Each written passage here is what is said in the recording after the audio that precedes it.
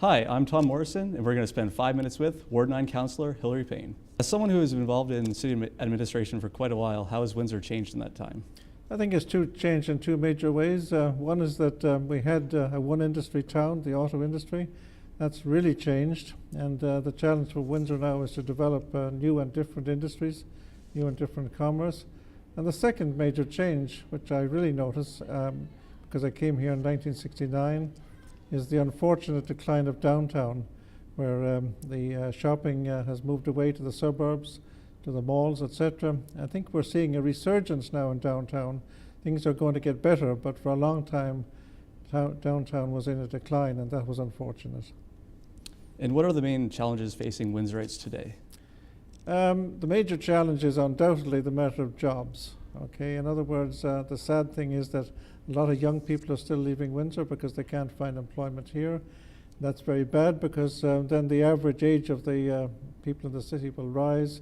Most important thing is to get jobs not only for young people but for people of all ages, and to get it tracks back to what I mentioned a moment ago, the need for diversification of industry and commerce, and generally to upgrade the job opportunity situation in the city. That is that's a major challenge, really. Otherwise, we have things pretty good in Windsor, but that's a challenge that is being met, but will have to be met more. And what would you like to see get done in your ward by the end of your term as councillor?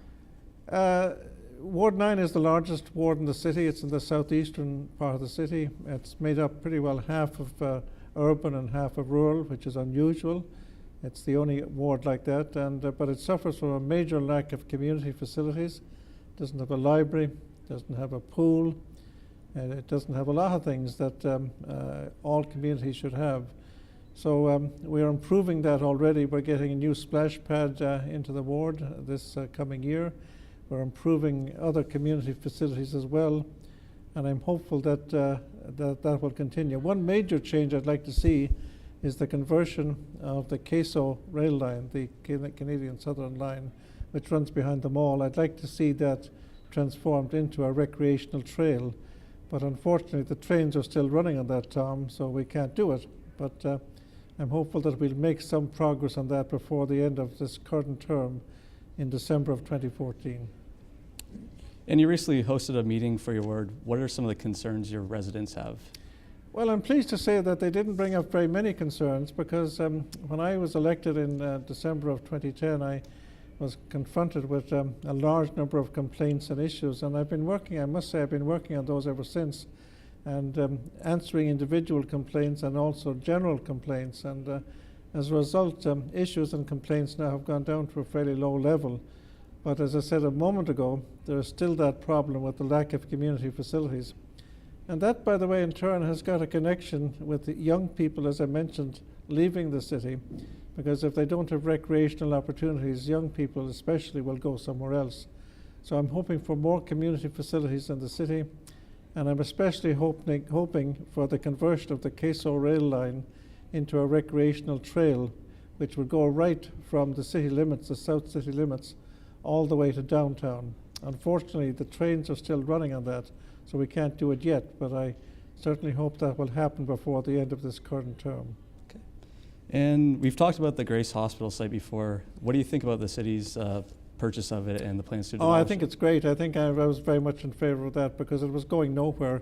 The private sector apparently was not prepared to deal with it, and it was just becoming an embarrassment for the city, and it was also affecting all along University Avenue too. It just looked awful, and especially in the condition it was in. So I think that's a very good move. What we need to hope for now is that the city will find a buyer for it.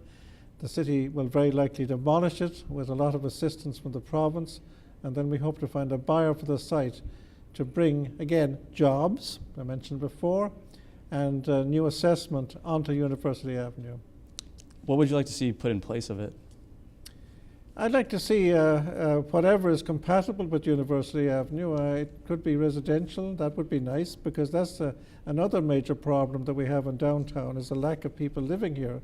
So a residential facility would be good, but it could be a commercial facility as well. I don't think it will be industrial. That wouldn't probably fit very well there, but maybe it could, but certainly residential or commercial, and whatever will generate jobs and also assessment for the city. And with the economy on the upswing now, I think there's a pretty good chance that the city will be able to dispose of that site as soon as the buildings have been demolished. Thank you, Hilary. I'm Tom Morrison, and you've just spent 5 minutes with Ward 9 Councillor Hilary Payne.